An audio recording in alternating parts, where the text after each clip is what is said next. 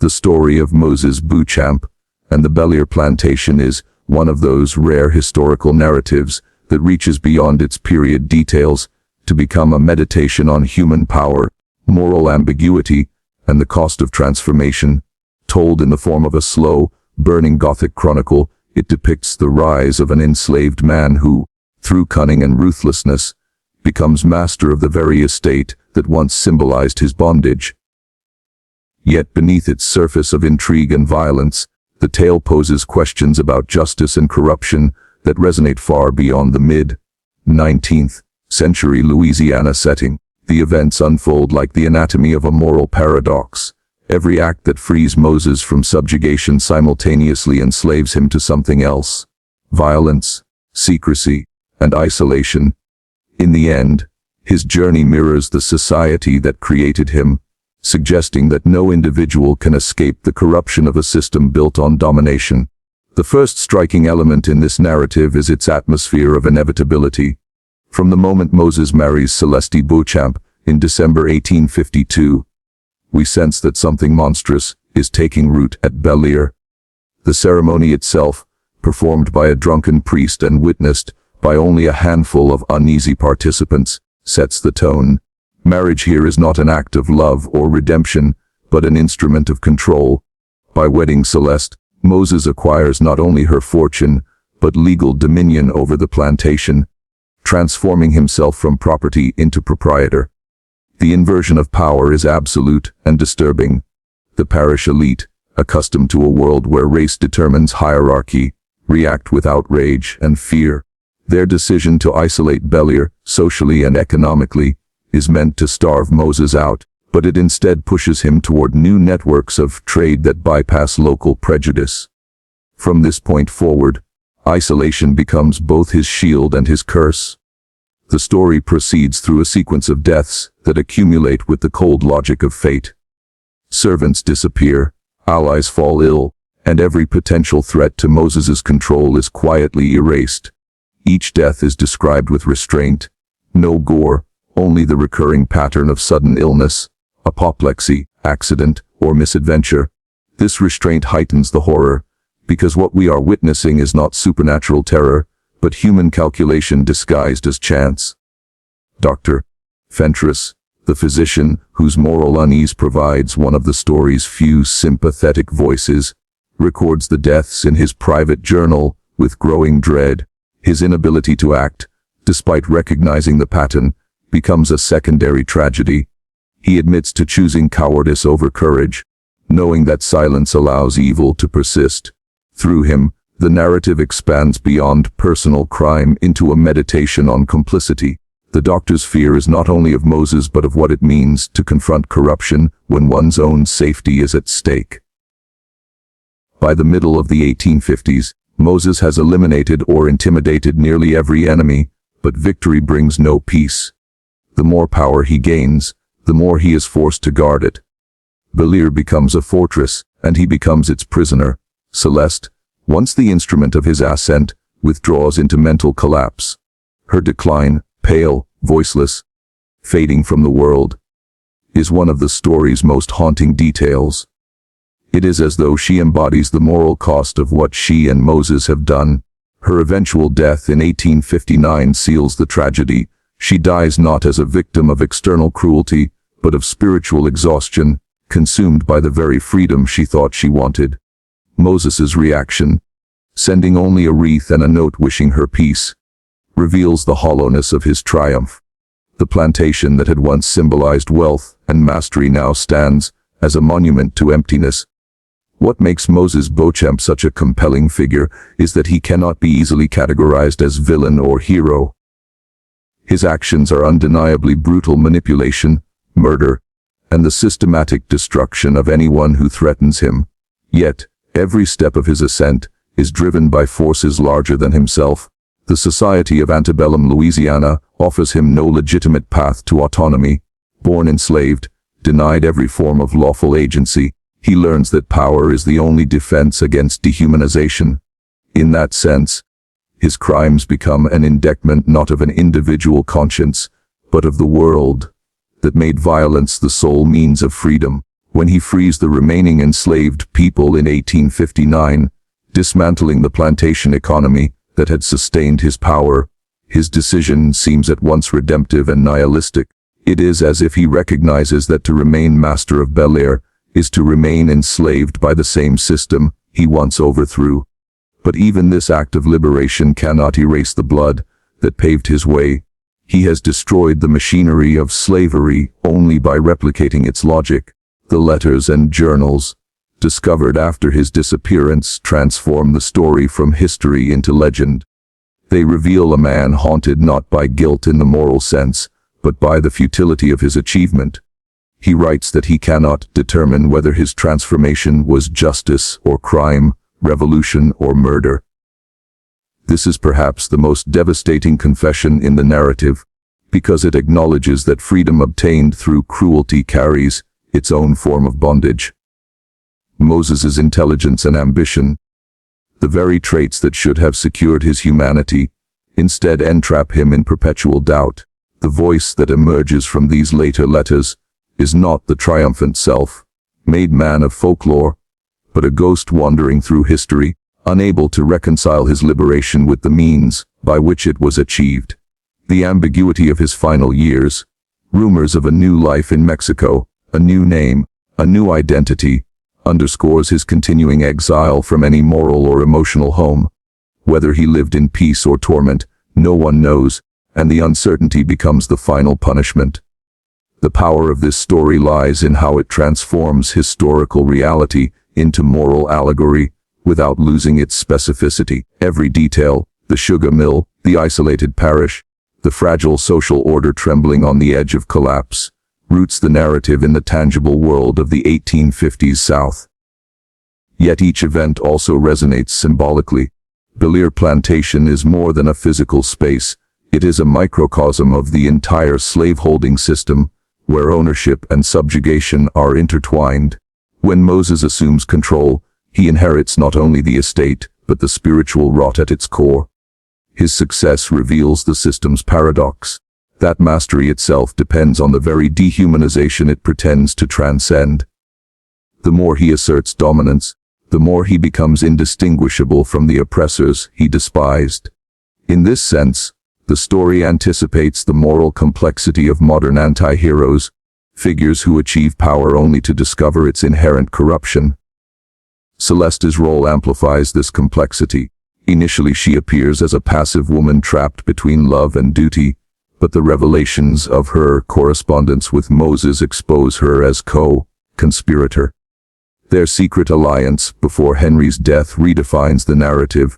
It was not merely Moses's rebellion, but a shared act of desperation by two people suffocated by hierarchy. Yet Celeste's eventual collapse shows that moral partnership cannot survive moral contamination. She helps destroy her husband, perhaps believing it will free her from her gilded captivity, only to find herself imprisoned in guilt and madness. Her tragedy mirrors Moses's in miniature, the yearning for transformation that turns self-destructive once achieved. The historian's voice that concludes the narrative, piecing together letters, testimonies, and rumors, adds another layer of ambiguity. We are left not with certainty, but with interpretation. Was Moses Beauchamp a genius of resistance, or a sociopath forged by oppression? Did he dismantle the moral foundation of slavery by exposing its hypocrisy, or did he merely reproduce its violence in a new form? The story refuses to answer, because to do so would simplify what it seeks to illuminate, the continuity between systems of power, the way injustice perpetuates itself through those who fight it. By ending in uncertainty, no grave, no closure, only fragments, the narrative achieves a kind of historical realism more truthful than any moral resolution. In its final reflection, the tale shifts from past to present, insisting that the questions raised by Bellere have not vanished. Systems that deny agency, distribute power arbitrarily, and force individuals to choose between submission and violence continue in different guises. This closing meditation transforms the story from historical horror into philosophical warning. The reader is compelled to confront not only Moses's choices, but the conditions that made those choices conceivable. The horror of Bellere is not confined to one time or place. It is the horror of human structures that create monsters and then condemn them for existing. By the time the narrator asks whether Moses was justified, the question feels almost irrelevant. What matters is the recognition that every society produces its own Moses Beauchamps, those who will sacrifice everything to escape the roles imposed upon them, only to discover that the cost of power is the self. The enduring fascination of this narrative comes from its refusal to let the reader rest. It offers no heroes, no moral clarity, only the uncomfortable recognition that freedom and corruption often grow from the same soil. Moses's disappearance in 1860, leaving behind an empty house and a legacy of unanswered questions, becomes a metaphor for historical memory itself. What we try to bury continues to haunt us. Bellere's demolition in 1887, the neglected graves, the rediscovered letters, all serve as reminders that history's ghosts never truly vanish. They resurface when we are ready to listen, whispering that every system built on domination contains within it the seeds of its own destruction, and that those who inherit power must reckon with the cost of its creation. Through the story of Moses Beauchamp, the narrative accomplishes something rare. It turns history into a mirror. We are forced to ask not only who he was but who we are, and what forms of bondage, economic, racial, psychological, still shape our choices. Moses's rise and fall remind us that the line between justice and atrocity is perilously thin when survival itself becomes a moral test.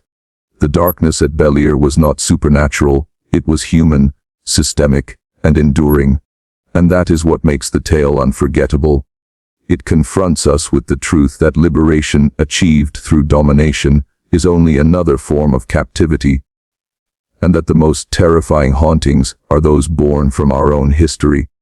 If the first half of the Bellere story traced Moses Beauchamp's ascent, the calculated sequence of marriages, disappearances, and manipulations that allowed him to seize control of the plantation, the second half becomes a study in decline, not of fortune but of meaning.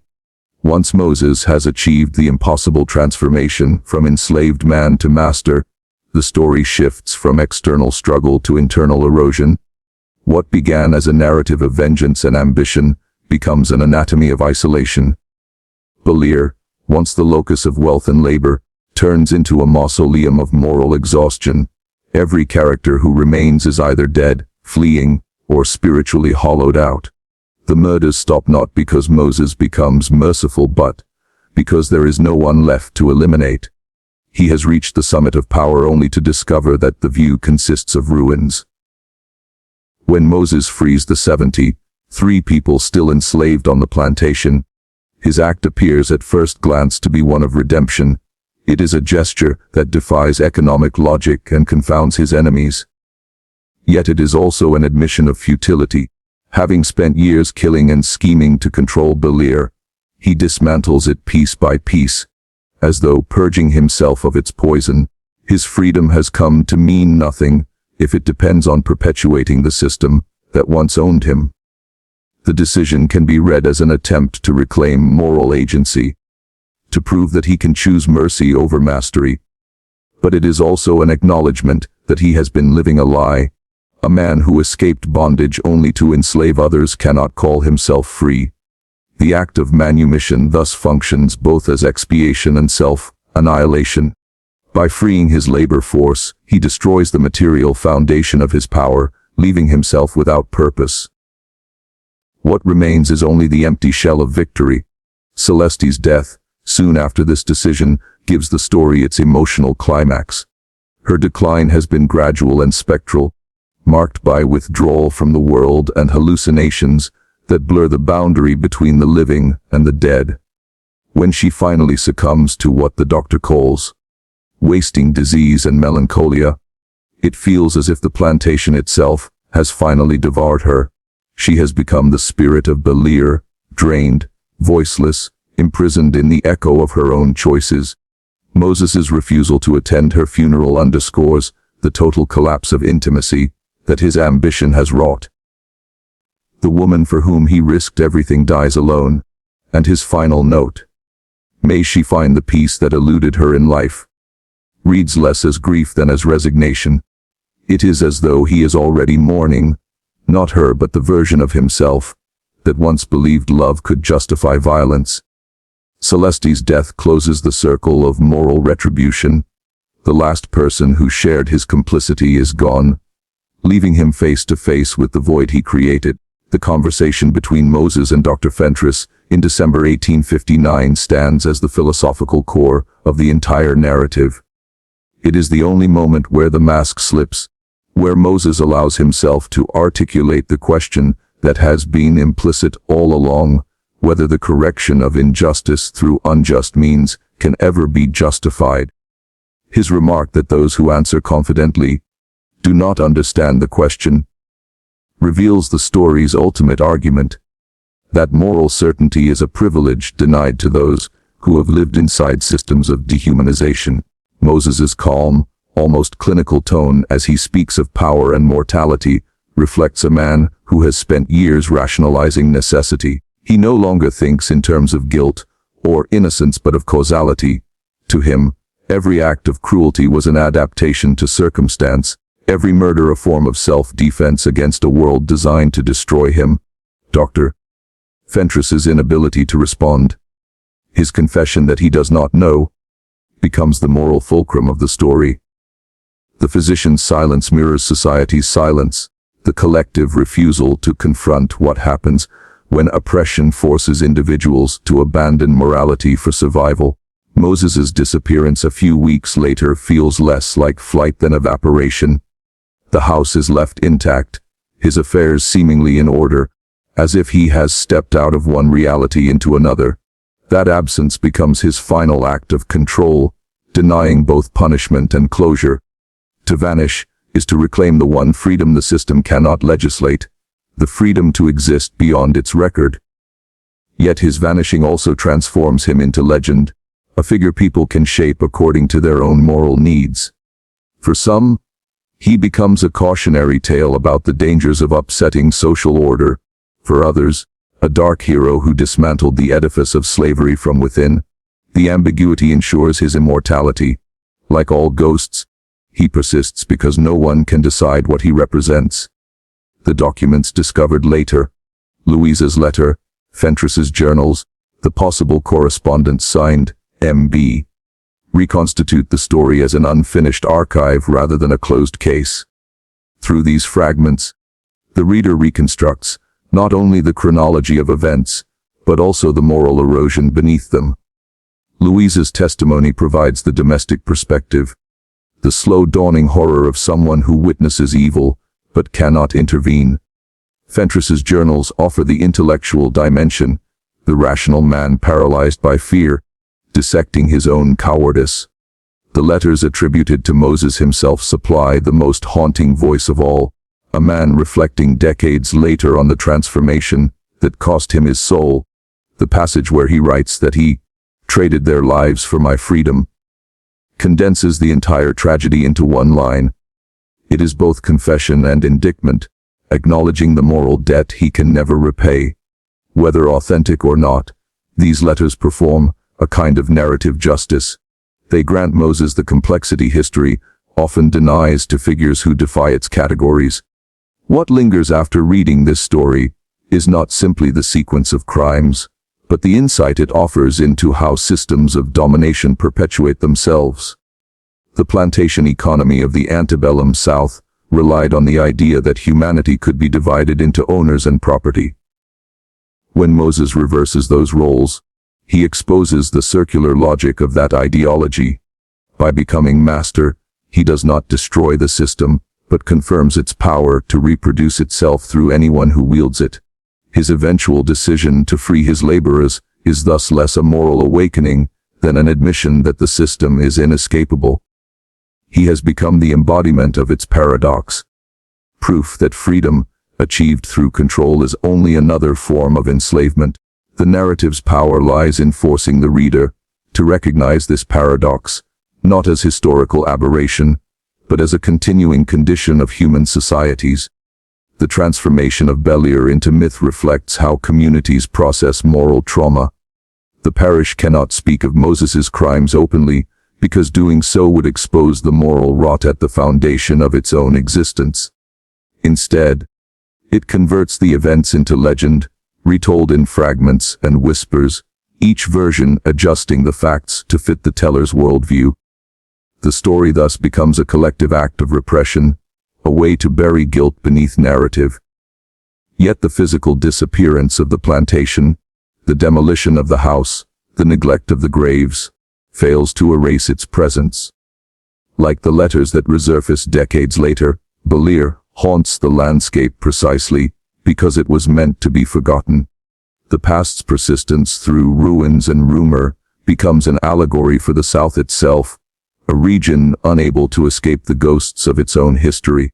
One of the most striking dimensions of the narrative is its refusal to moralize. Even the closing reflections, which connect Moses's story to broader social patterns, resist drawing easy parallels. The narrator's voice shifts from the intimate to the philosophical, suggesting that the conditions producing Moses still exist wherever power is distributed unequally. The story becomes a meditation on transformation, how individuals and systems mutate in response to oppression. Moses's brilliance and ruthlessness, his capacity to navigate and ultimately subvert the mechanisms of slavery, mark him as a kind of evolutionary response to systemic cruelty. Yet evolution here is not progress, it is adaptation to moral poison. The world that produced Moses also produced the need for Moses. His existence proves the system's failure, but also its success in shaping even its rebels according to its logic. Celeste's presence, even after death, lingers as a counterpoint to Moses's pragmatism. Where he intellectualizes survival, she embodies emotional ruin. Her collapse reveals the psychic toll of complicity, the inability to live with what one has enabled. The story does not absolve her, but it portrays her suffering as a kind of penance. In her silence, the reader perceives what Moses cannot. That freedom obtained at the cost of love and empathy is indistinguishable from captivity. She becomes the story's conscience, though a broken one, reminding us that the human spirit can perish long before the body does. Her final disappearance into wasting illness parallels the decay of Bellere itself. The plantation's grandeur withers into dust, mirroring the moral entropy of its inhabitants. Dr. Fentress, meanwhile, survives as the narrative's uneasy witness. His decision to preserve Louisa's letter and his own journals for posthumous discovery suggests a belated attempt at atonement. Unable to confront Moses in life, he entrusts the truth to the future, hoping that someone else will have the courage he lacked. In this gesture, the story widens its moral scope. It implies that the responsibility for confronting evil does not vanish with the dead. It transfers to those who inherit their silence. The reader becomes part of that chain, compelled to decide what to make of the evidence. In this way, the narrative transforms history into moral inheritance, demanding participation rather than passive observation. The later rumors of Moses living under the name Moses Beauchamp in Mexico add a final layer of irony. Having once been defined by his race, he now passes as white, enjoying the respect and wealth he once could only imagine. Yet even in this apparent success, he confesses to being haunted by the question of worth. His new identity grants him comfort but not peace. He remains bound to the memory of those he sacrificed. The image of an aging man writing letters to a lawyer, managing his affairs while wrestling with ghosts, is more tragic than any punishment the law could impose. It suggests that his greatest prison is self-awareness. He understands too late that he has become a mirror of the world he despised, that his survival required him to internalize its cruelty. By the time the narrative closes with the reflection that the past is never as simple as we want it to be, the reader recognizes that this is less a conclusion than a warning. The story of Moses Beauchamp is not a historical curiosity, but a parable about the persistence of structures that compel moral compromise. It forces the audience to confront uncomfortable parallels, the way modern societies continue to create hierarchies of power, to justify violence in the name of necessity, to reward those who adapt most ruthlessly. The question Moses asks, whether one would accept terrible methods to correct a terrible injustice, remains unresolved because it cannot be resolved. It is the question of history itself, recurring whenever oppression breeds desperation. What endures is the sense of haunting. Bellere may have vanished from the map, its house demolished and its land parceled out, but its story endures as moral residue. Each retelling revives the same unease, that within every act of liberation lies the potential for domination, and within every act of domination, a plea for liberation. Moses Beauchamp's life dramatizes that cycle with terrifying clarity. He begins as victim, becomes oppressor, then tries to transcend both roles, only to vanish into the fog of myth. His disappearance ensures that no single interpretation can contain him.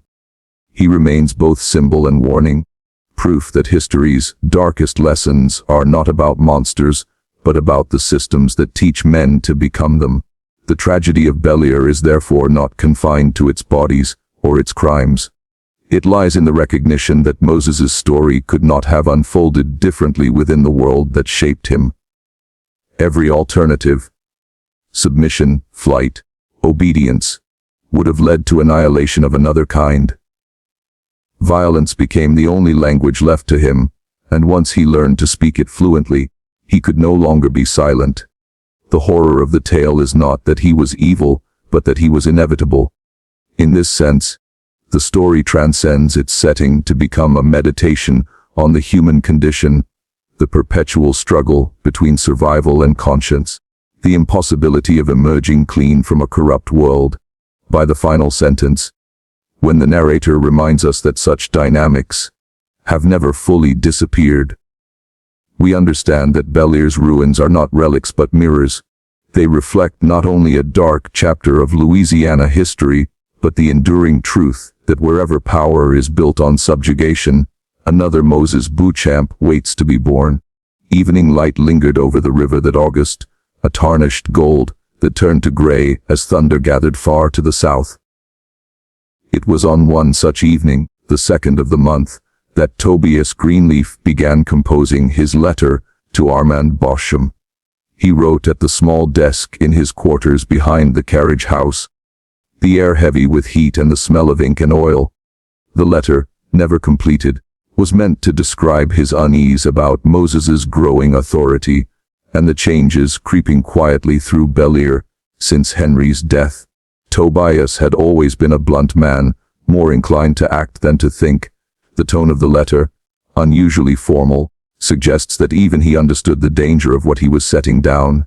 2 days later, Tobias was seized by violent illness, what Dr. Fentress described as acute choleric distress. The symptoms came fast: cramping, vomiting, fever, delirium. He died within 48 hours, on August 7, 1852, at precisely 4 o'clock in the afternoon. His brother Samuel stood by while the coffin was sealed and buried before sunset. The physician's notes mention the body's remarkable pallor and the rapid collapse of vital energies, observations that Fentress himself admitted were inconsistent with typical cholera cases, but he made no formal report. The parish had already lost 3 others that week to similar symptoms. No one wished to suggest another cause. The Greenleaf burial was quick, perfunctory, and unattended except by the immediate staff. The heat, the stench, the fear of contagion made haste necessary. Afterward, Samuel assumed full responsibility as overseer, though he did so reluctantly. He had depended upon his elder brother for firmness, and without him the structure of authority on the estate began to drift. The day after the funeral, Moses appeared at Samuel's door. He offered condolences first, then practical suggestions. His tone was measured, sympathetic, almost deferential. He proposed that the management duties be divided, Samuel to supervise the fields, while Moses handled contracts and correspondence until the family's affairs were settled. Samuel, fatigued by grief and the weight of sudden promotion, agreed. The documents formalizing the arrangement were drawn up that evening by a clerk from the parish seat, and signed without protest. Only later did Samuel realize that the division had placed him below Moses in every meaningful sense. The man who controlled the books controlled the estate. Within weeks, small changes began to accumulate like sediment in still water. Celeste no longer dined with the household, but took her meals in her chambers. Trays were prepared in Jax's kitchen, always selected personally by Moses, and carried upstairs by Margot, who now spent nearly all her time attending to the mistress. Louisa, once the unquestioned authority in domestic matters, began deferring to Moses before making purchases or assigning duties, the ledgers filled with his handwriting, neat, deliberate, difficult to fault. It was old Jax, the cook, who first understood that something irreversible was taking place. He had served the Beauchamp family for more than 40 years, had watched the old master die, and the new one take his place. Power always shifted when a death occurred, but never like this. What he saw now was not transition but inversion. So gradual, so well-mannered, that few dared to name it. He watched the household shrink. Servants reassigned to the fields. Field hands sold quietly to neighboring estates. The butler dismissed on accusations of drunkenness. Each decision could be explained, each justified, but together they formed a pattern too deliberate to ignore. When Jax mentioned his worries to Louisa, she silenced him with a look of such terror that he could not speak again. "Do not think it aloud," she whispered. "There are changes coming that will not be stopped. Safety lies in silence." By September, Moses had become indispensable. He was everywhere and nowhere, attending to books, inspecting shipments, escorting Celeste to the veranda each morning, as though she were a convalescent. That month, he traveled with her to the parish seat to appear before Justice Beauchamp, accompanied by a lawyer from New Orleans named Edward Lafleur. The purpose of their visit was, according to the record, to settle the remaining affairs of the late Henri Beauchamp. They presented 3 documents, a revised will dated May 12, 1852, a power of attorney, granting Celeste authority during probate, and a manumission paper for Moses, signed by Henri, and witnessed in April of that year. The will left nearly everything to Celeste, with minor provisions for Armand and distant cousins. The power of attorney was conventional. The manumission, however, was not. Though properly executed, it had never been filed with the parish clerk, a legal requirement in Louisiana. Lafleur argued that the oversight was clerical, and that Henri's intentions were clear. Justice Beauchamp hesitated. He was no fool. He understood precisely what such a ruling implied. A man of color, freed and placed in joint control of a plantation of this size, would upend the hierarchy upon which the entire parish rested. Yet the papers were in order. There was no statutory basis for refusal. That night, in his private journal, Beauchamp recorded, "I fear I have ratified an abomination under guise of law." But his approval was entered nonetheless. The news spread before sunset. By morning, the parish was whispering. To the neighboring planters, the idea of a freedman not only owning property, but commanding it was unthinkable. Bellere became an object of morbid fascination, then avoidance. The once crowded drawing rooms fell silent. Invitations ceased. The name Beauchamp, once synonymous with old Creole dignity, became a topic spoken only in lowered voices. Samuel Greenleaf resigned, his letter terse but polite. "I find myself unable to continue under present circumstances," he wrote. Moses thanked him graciously, and replaced him within a week with an outsider named Amos Pritchett, a man from Mississippi who knew nothing of Bellere's history, and seemed content not to learn. The plantation continued to function. Cotton was harvested, accounts balanced, contracts honored. Yet there was a stillness, a sense that everything now operated by different laws, ones unspoken but absolute. The workers obeyed without command. The air itself seemed watchful.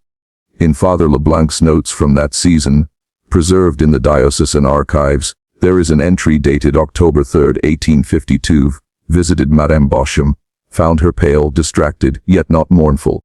The freedman Moses attended her with care exceeding that of any servant. I urged her to consider propriety.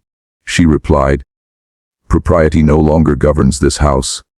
The parish gossip soon gave way to speculation more dreadful. Some said Moses had bewitched her, that he had learned arts brought from Saint Dumming generations before.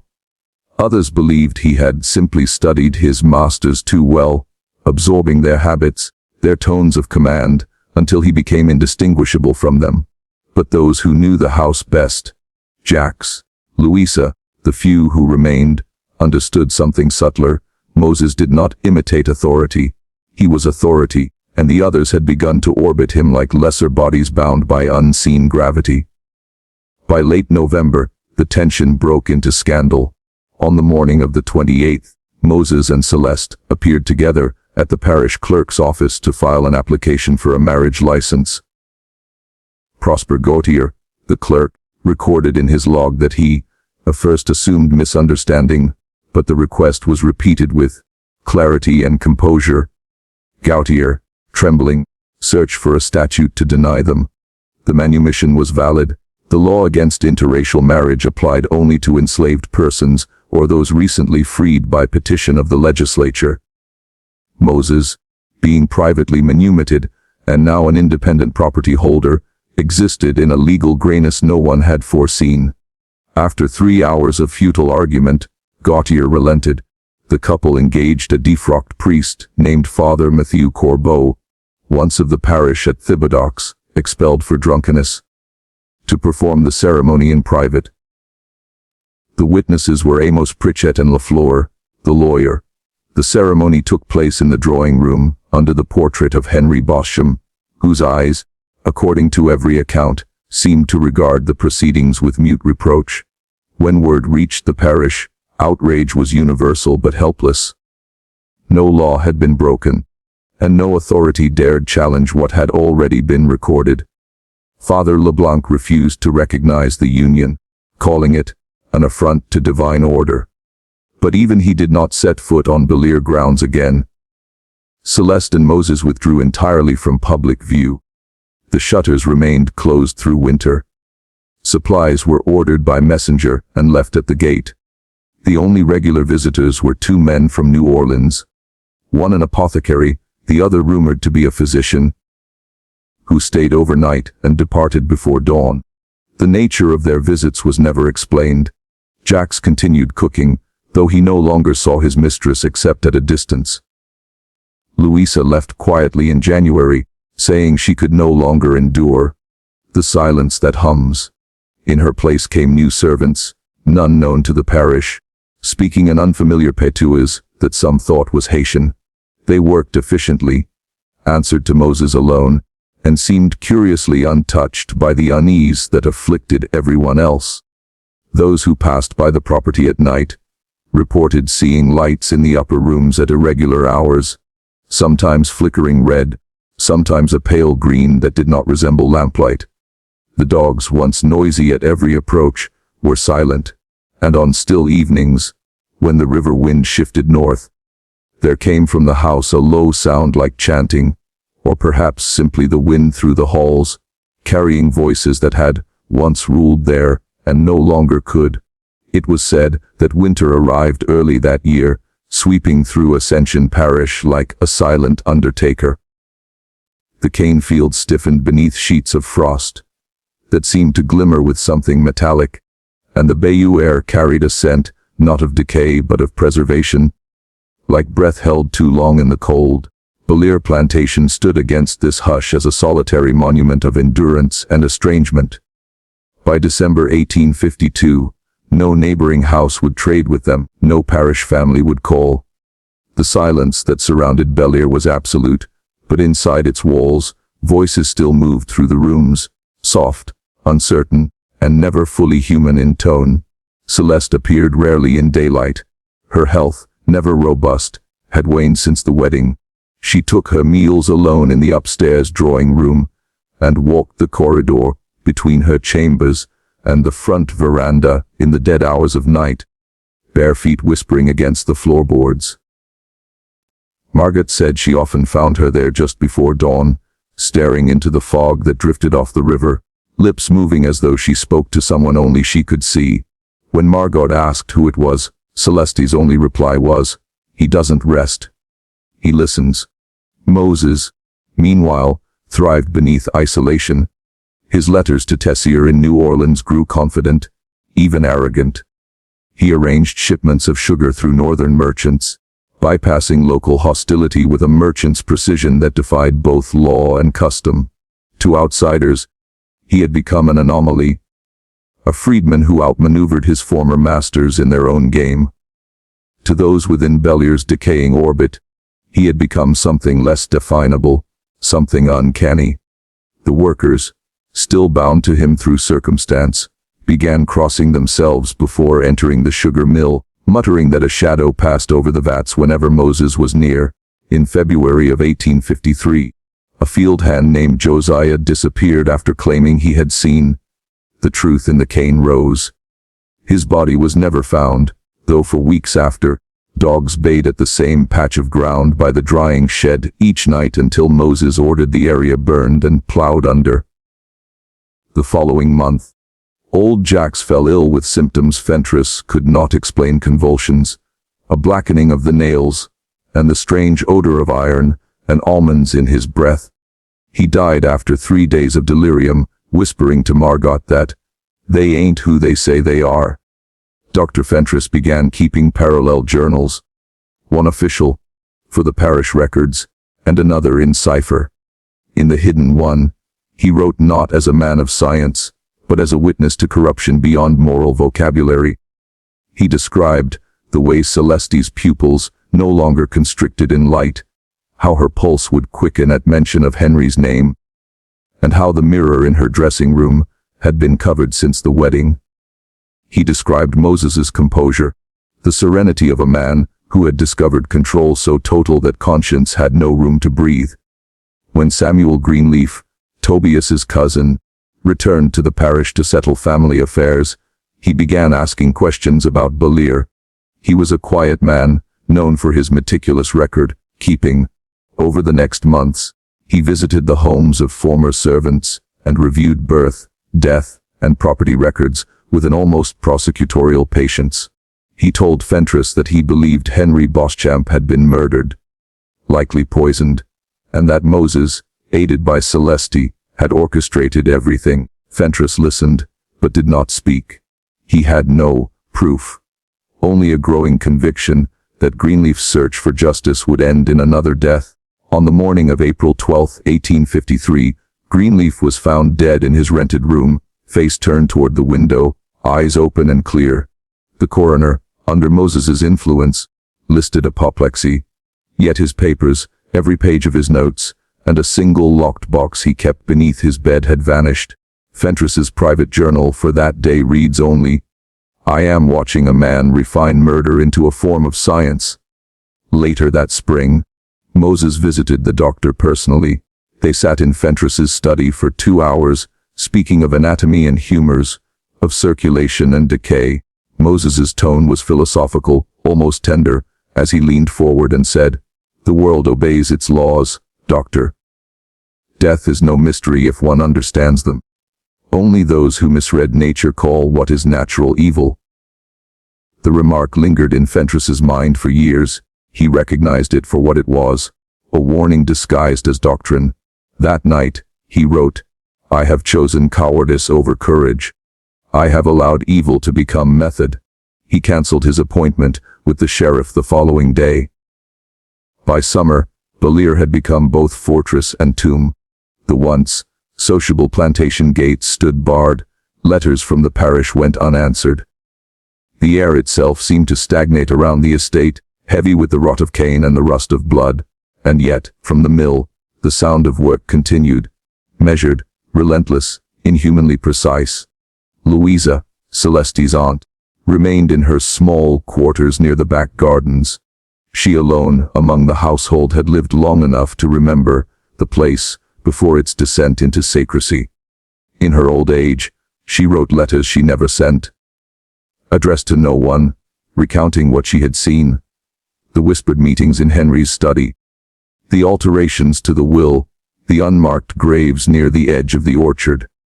Her letters grew darker with each passing month, her handwriting frailer, but more urgent. One reads, "The house is not cursed. The curse is the man who believes he is free." In late autumn, Moses invited Father Corbeau to Bellere for a private service, ostensibly a blessing for the plantation's renewal.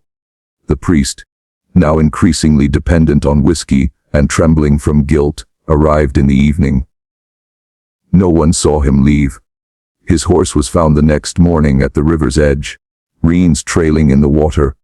For years afterward, the parish whispered that his ghost walked the levee near the old ferry crossing, repeating the words, "By their vows, they are one." Whether Celeste heard these rumors or whether she already knew, none could say. Celeste herself drifted further from coherence.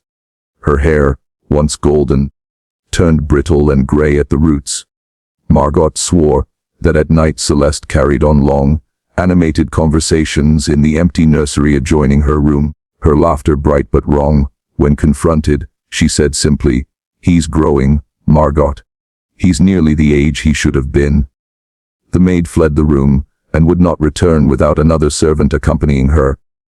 Throughout 1853, the ledger books show the plantation continued to turn a profit. Joachim Tessier's shipments expanded into northern markets, and Moses's correspondence took on the tone of a man building not merely an estate but a legacy. Yet, within those same months, the parish burial registry lists 6 unexplained deaths tied to Bellere: accidents, sudden illness, drowning. The pattern was too clean to be coincidence. In his private cipher, Fentress described his final visit of that year. He found Celeste confined to her bed, her hands folded neatly atop the coverlet, her eyes fixed on the ceiling as though she watched something moving above her. Moses stood at the foot of the bed, his expression unreadable. "She is improving," he said. "The body resists transformation before it yields." The phrase chilled Fentress more than any physical symptom he observed. He left the house and vomited in the drive before composing himself enough to ride away. By January 1854, the parish could no longer ignore Bellere.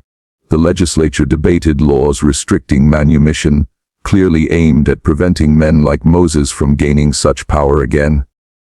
Yet the debate ended without resolution. He had, for the time being, won. In March, a lawyer from New Orleans arrived, bearing papers that challenged Henri's will on behalf of distant French relatives. His name was Philip Dufresne, and he was known for integrity and precision, qualities that, at Bellere, proved fatal. Within weeks of filing the challenge, his correspondence began arriving opened, his messenger harassed. One night in April, the barn burned. 3 fires, each begun in a different corner, consumed the structure in minutes. When Fentress came to examine the aftermath, he noted not the damage, but the strange absence of animal remains. It was as though every creature had been removed before the blaze. In June, Margot went to confession. Father LeBlanc recorded her words before sealing them in his diary. "I have seen the letters. They wrote each other before Master Henri died. They planned it all." The priest, frightened but dutiful, wrote to his bishop for guidance. The letter never arrived. On June 23rd, he was found unconscious by the roadside, skull fractured, as if thrown from his horse. He lingered 3 days before dying without speech. The official record reads, "Accident." Margot's name appears in the same register 2 weeks later. Runaway. Violent resistance. Deceased. Celeste did not attend either burial. Moses sent wreaths, both from the same bouquet of white camellias. By August, Dufresne's case collapsed when his attackers invaded his hotel room, beating him senseless and stealing his documents. He survived, but his speech and memory were permanently impaired. He retired to live with his sister in Baton Rouge. No arrests were made. The parish understood, finally, that opposition to Moses Beauchamp was not a matter of law or courage. It was a matter of survival. Colonel Chevalier convened a meeting that November. 23 planters, all resolved that something must be done. The committee they formed never completed its work. Within 6 weeks, one member was found dead from a shotgun blast, another fled the parish, a third took suddenly ill. By the first of the new year, Bellere was untouched and untouchable once more. The cold that winter was said to have been the worst in 50 years. Frost clung to the cane until it crackled like bone. Yet the fire in Bellere's chimneys never went out. Travelers passing along the levee spoke of lights burning in every window long past midnight, and a figure, sometimes two, walking together across the gallery, their faces pale as the moonlight that fell upon them. By March of 1854, the world beyond Bellere seemed to have narrowed to a small, airless circle of fear and rumor. Within that circle, every whisper carried the weight of accusation, and every silence hinted at complicity. The plantation, once the pride of Ascension Parish, now existed in a kind of moral quarantine. Merchants in the parish seat still dealt with Moses out of necessity, but even they crossed themselves after his visits, as though shaking off contagion. The name, Beauchamp, was spoken only in lowered voices, often followed by glances over the shoulder. Those who had once been friends to Henri and Celeste now treated Bellere as haunted ground. In that oppressive stillness, Moses moved with unhurried certainty. He rose before dawn, walked the rows of cane as mist lifted from the fields, oversaw the boiling in the sugar house, balanced accounts by lamplight. His composure was unnerving, an elegance of control that made others doubt the evidence of their senses. When he spoke, it was with calm precision. When he acted, it was with quiet inevitability. His authority, once unimaginable, had become fact, and like all facts, it resisted outrage. Celeste, meanwhile, seemed to fade. Her beauty, once luminous even in morning, withered under the pall of silence that surrounded her. She no longer played the pianoforte or received callers. Her only companions were Margot and Louisa, who moved about her rooms with careful devotion, speaking softly, as if tending a fragile relic rather than a living woman. To the few who caught glimpses of her at the gallery windows, she appeared less like a mistress than a specter. Present, but untouchable. Old Jacks, whose eyes missed little, muttered that the house was filling with the ghosts of those who had died for Moses's ambition. He meant it as metaphor, but more than one servant claimed to hear footsteps in the hall long after midnight, or to glimpse a shadow that vanished at the turn of the corridor. In the kitchen, they whispered that Tobias Greenleaf walked the grounds, that Henri's voice had been heard near the study, and that the air in Celeste's chamber grew colder whenever Moses entered. By spring, the pattern of deaths had become impossible to ignore. Josiah's disappearance was followed by the sudden sickness of a field driver, and then by old Jacks himself, whose illness came and went with cruel swiftness. Dr. Fentress wrote in his ledger that the symptoms matched cholera, but admitted privately that the course was far too abrupt, the decline too precise, as if guided by an invisible hand. He began to suspect that Moses was not merely lucky, but deliberate. Yet when he attempted to share these doubts with Sheriff Turayot, Moses appeared at his door that very evening, courteous and uninvited. Their conversation lasted 2 hours. What passed between them was never recorded in detail, but Fentress later wrote that he had seen, for the first time, the full measure of Moses's intelligence. A mind so disciplined it bordered on inhuman. Moses spoke of the natural laws that govern life and death, of the chain of cause and effect that fools mistake for providence. And when he rose to leave, he placed a hand on the doctor's shoulder and said, almost gently, "It would be unwise, doctor, to interfere with what you cannot yet understand." The following day, Fentress burned his notes and cancelled his appointment with the sheriff. By midsummer, Moses's dominion over Bellere was total. The estate's ledgers, titles, and contracts were all in his name. The laborers answered only to him. Even Celeste deferred without question. It was said that he kept 3 locks on the strongbox in Henri's old study, 1 for money, 1 for deeds, and 1 for secrets. No one but he knew what the third contained. Outside Bellere's gates, however, opposition was gathering. In the parlors and verandas of the surrounding plantations, planters met under the guise of supper and cards to discuss the problem of Beauchamp. To them, Moses was an abomination, proof that the order of the world could be inverted by cunning alone. Some demanded legal action, others violence. All agreed that Bellere could not be allowed to stand as it was. The first attempt came quietly, through the courts. A lawyer from New Orleans arrived in March 1854, with papers challenging Henri's will on behalf of distant relatives in France. The claim alleged that Henri had been of unsound mind, coerced into altering his estate under the influence of person formerly enslaved. It was a calculated attack, aimed not at Celeste, but at the legitimacy of Moses's freedom itself. Moses met the challenge with characteristic composure. He hired Charles Chalnier, one of the most formidable attorneys in the city, and began assembling a defense that was both legal and psychological. In depositions, he was measured, articulate, never defensive. He produced letters, receipts, and affidavits so impeccably organized that even his enemies grudgingly admired his preparation. When the court convened in Baton Rouge that summer, Moses appeared in a dark suit of impeccable tailoring, his demeanor that of a gentleman rather than a freedman. The plaintiff's lawyer, Philip Dufresne, was eloquent but unlucky. He pressed too hard, implying that Moses had seduced Celeste or bewitched her. Each insinuation only made Moses seem the more dignified by contrast. Yet as the trial dragged into late summer, Dufresne's case began to gather momentum. He had witnesses, he claimed, who could speak to conversations overheard, documents misplaced, signatures forged. The night before those witnesses were to testify, his hotel was broken into. He was found the next morning battered and bloodied, his papers gone. He survived, but barely, and the lawsuit collapsed. After that, no one dared challenge Moses in court again. But violence, once introduced into rumor, has a way of multiplying. In the weeks following Dufresne's attack, fires broke out at 2 plantations that had most vocally opposed Bellere.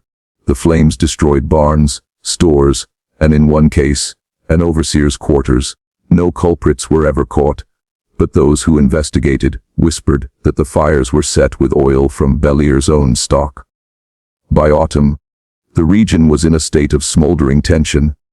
Colonel Augustin Chevalier, one of the largest planters in the parish, began organizing a secret committee with the aim of restoring order by any means necessary. Their plan, never written but well understood, was to remove Moses quietly, an accident, during a travel, perhaps, or an attack by unknown assailants. It was, in the language of the time, an act of self-preservation. Within 48 hours, Moses knew every detail, whether by bribery, blackmail or instinct. He learned their names and their schedules. He hired guards from New Orleans, hard men accustomed to doing what law could not, and turned Bellere into a fortress. The gates were watched, the roads patrolled. Even Celeste's windows were shuttered at night. That December, one of the conspirators, Lucien Broussard, was killed by a shotgun blast through his study window. The coroner called it a hunting accident, but the parish understood the message. When, on Christmas Eve, another attack was attempted, 6 shots fired as Moses rode home. The response was swift and merciless. 2 men died, one of Moses's guards and one attacker, identified as an employee of Etienne Marchand, another member of the committee. Marchand fled the parish before dawn and never returned. Within weeks, Colonel Chevalier himself was dead, officially of pneumonia, though his symptoms resembled those same intestinal horrors that had felled others who opposed Moses. By the new year of 1855, the opposition had collapsed. Bellere stood alone, inviolate. Yet in that victory something fundamental shifted. The plantation that had once pulsed with the rhythm of commerce now felt embalmed, a mausoleum of its own prosperity.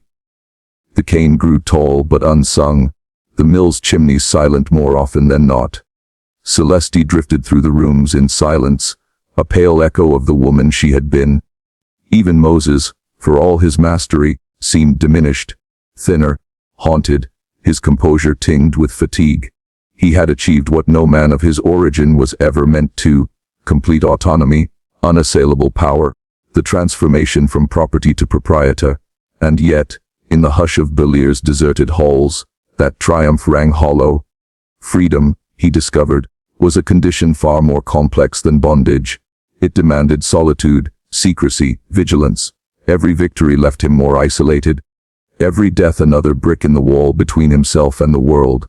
Late in 1855, a letter arrived from New Orleans bearing the seal of Chalmier's office. It was brief: news that state legislators were discussing new restrictions on manumission, spurred by recent scandal. If passed, the law could retroactively challenge his status. Moses read the letter twice, folded it neatly, and burned it. He no longer feared the law. His greatest adversary was within.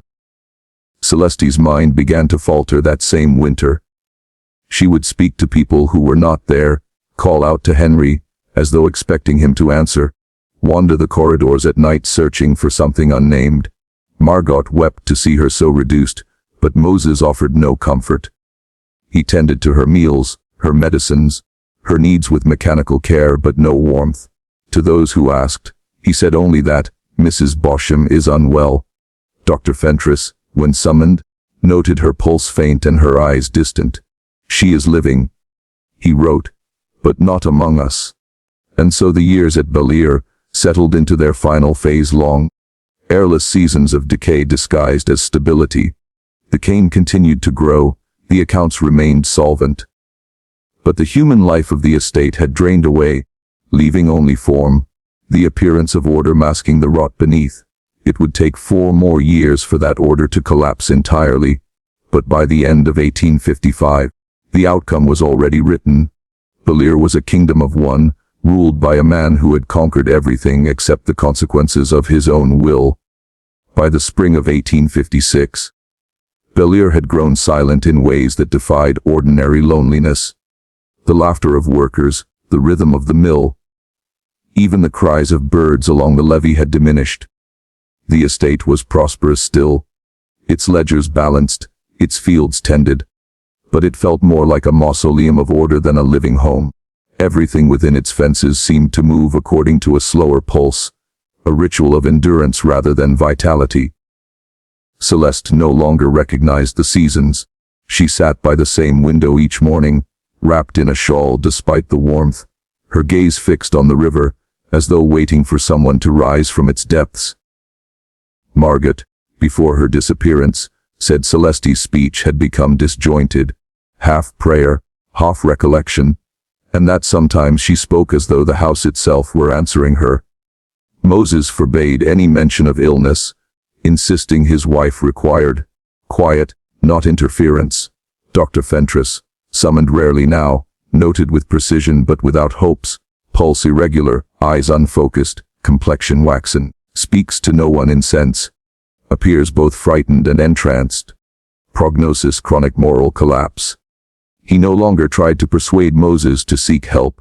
Experience had taught him that reason found no purchase there. That summer, the first rumors began that the freed people on neighboring plantations were vanishing, not by flight to the north, but by disappearance, without witness or trace. Old Jacks, who survived the burning of the mill's outer shed, whispered that Moses was conducting studies in the old sugar house at night. Fentress dismissed it at first as superstition, yet when he visited under pretense of delivering medicine, he noticed peculiar changes: heavy locks on doors, the faint odor of lime and ether, stains on the floor that had not been there before. In his private journal, he wrote, "This is no longer the Bellere I once visited.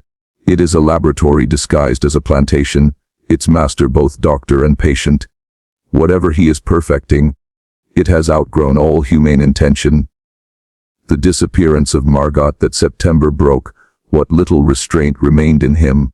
She had been Celeste's attendant for more than a decade, a woman of deep loyalty and instinctive fear. On the night she vanished, Louisa claimed to have heard 3 short cries from the direction of the mill, followed by silence. Moses explained it as an unfortunate accident with the machinery, but when Fentress asked to see the remains, none were produced. The next morning, Celeste's shawl was found draped over the iron rail at the back of the house, stiff with dew and something darker. The doctor confronted Moses in his study, trembling with both rage and despair. He demanded to know what had become of her. Moses listened with perfect calm, then gestured toward the hearth, where a small crucible glowed with low blue flame. "You think I've harmed her," he said quietly. "But harm and healing are not opposites, doctor. They are points on the same circle." Fentress left that night and did not return for many months. In his absence, the isolation deepened. By early 1857, only 6 field hands remained, each bound to Bellere by debt or fear. Louisa, too frail to leave, wrote letters she hid under the floorboards, describing voices like wind in the walls and lights beneath the earth. One letter, dated February 3rd, reads, "He says he can bring back what was lost, that the blood remembers. But it isn't memory that walks these halls. It's hunger." When a trader from Baton Rouge arrived in March with supplies, he found the estate strangely quiet. No one came to greet him. The main doors stood open, the curtains drawn. He swore he heard music faintly from upstairs, a waltz played on broken strings. He left his goods on the porch and rode off, without collecting payment. Later, he told the sheriff he had seen a figure at the window, a woman, or something like one, her face colorless, her hand raised as if in benediction or warning. That same month, news reached the parish that the legislature had indeed passed new restrictions on manumission. Any freed person unable to prove their liberty by continuous residence outside the state risked enslavement or deportation. Moses said nothing of the decree. His wealth, his reputation, even his name shielded him, but something in him shifted. He grew thinner, quieter, his letters fewer. The pride that once animated him gave way to abstraction. Fentress returned that summer, drawn by a sense of unfinished duty. He found the grounds overgrown, the gardens choked with vine. The house itself seemed smaller, its shutters closed like eyelids against the sun.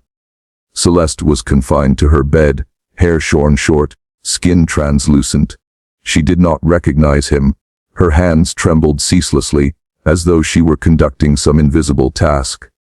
Moses appeared suddenly in the doorway, elegant as ever but hollow-eyed. "She is improved," he said. "You see, the decay has slowed." "Decay?" Fentress asked. "The body," Moses said. "The line. There is sickness in inheritance, doctor.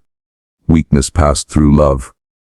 But if one could filter it, distill the essence of vigor from the rot." He broke off, smiling faintly. "I have nearly found the means." That night, Fentress wrote his longest entry. He speaks of purification as though it were faith. He believes he is curing humanity itself, beginning with her. But what he preserves is not life, it is duration without soul.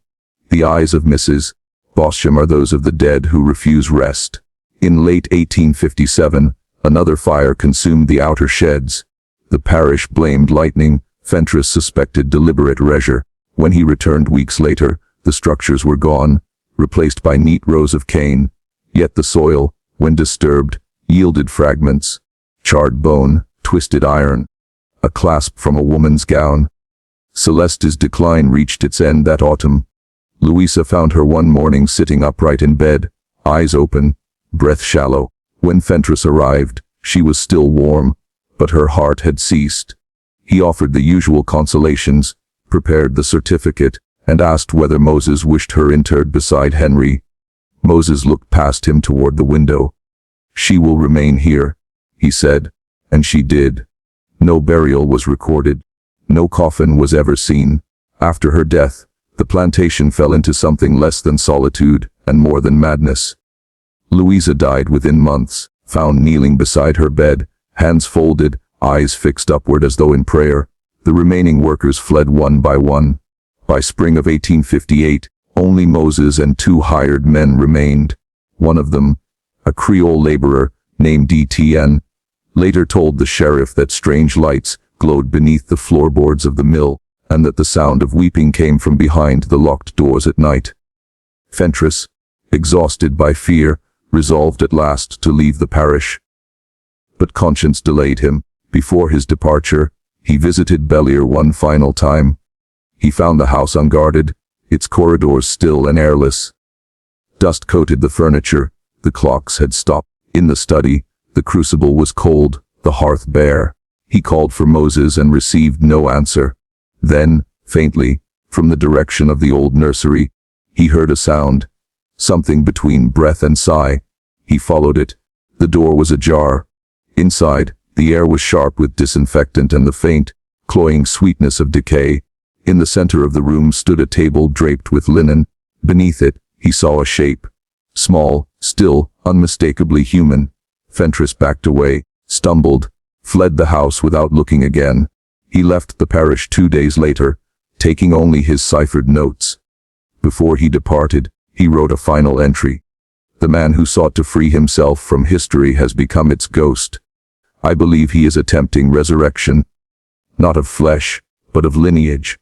Whatever he has done, it will not stay buried. When neighbors rode out weeks later to investigate, they found Bellere empty. The doors hung open. The floors were stained dark near the hearth. No bodies were discovered, only fragments of correspondence, sealed jars of cloudy liquid, and a ledger listing dates and initials without explanation. The last entry was June 21, 1859. No one saw Moses Beauchamp again, yet the house remained. Travelers reported lights there for years, pale, steady, unnatural. Children dared one another to approach the gates, and some claimed to hear a woman's voice calling softly from the upper windows. In 1872, a storm leveled much of the main structure, but the cellar and foundation endured. When the property changed hands decades later, the new owner found a sealed room beneath the mill, its walls coated with lime. Inside, according to parish rumor, stood a single iron bed and a child's skeleton, its skull misshapen, its jaw too narrow for human teeth. The record ends there, but Fentress's private journal, discovered after his death in 1881, contains one last note in his trembling hand. I dreamed last night of Bellere. The windows were all open, and someone was singing inside. The voice was not hers. It was his. When Bellere finally collapsed into ruin, it did not do so all at once. The decay unfolded like an act of slow confession. By 1860, the sugar house stood gutted, its beams leaning like ribs. The fields, once bright with green cane, grew ragged with weeds. The levee road cracked and washed out in storms, and the few remaining structures sagged beneath the weight of silence. For years afterward, travelers passing along the river said they could still smell the place before they saw it. A blend of ash, iron, and something sweeter, like rotting fruit. They said it was the perfume of a story that refused to end. The state seized the property in 1862. By then, the Civil War had arrived in Louisiana, and most of Ascension Parish was either burned or abandoned. Union troops used the Bellere grounds as a makeshift camp for a time, though none stayed long. The soldiers complained of sickness and nightmares, of whispers in the night that seemed to drift from the empty house. One corporal wrote to his wife that he had seen a light move from room to room, as if carried by a woman's hand. Another reported finding bones in the sugar mill buried shallowly in lime, though when an officer ordered the ground turned, nothing remained but dust and rusted nails.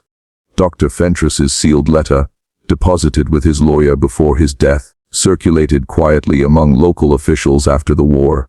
Its tone was measured, its accusations veiled behind language of medical concern. He never wrote that Moses was a murderer outright, but the implications were clear enough. Those who read it were troubled, but unwilling to reopen the past. There were too many deaths already unaccounted for, too many families divided by war and ruin. Better to let the matter sleep, Yet Bellere did not rest. In 1870, a surveyor hired to divide the property reported finding a strange pattern carved into the floor of what had once been the study. A circle etched deep into the boards, filled with symbols that looked almost mathematical. He described them as geometric inscriptions of uncertain purpose, and the official record dismissed them as graffiti left by Union troops.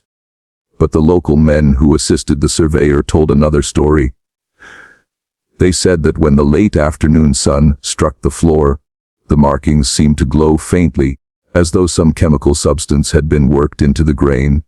One man swore he heard music, faint and slow, like a waltz played underwater. None of them returned the following day. By 1880, the house was uninhabitable. Vines choked the windows, and the river had begun to reclaim the fields.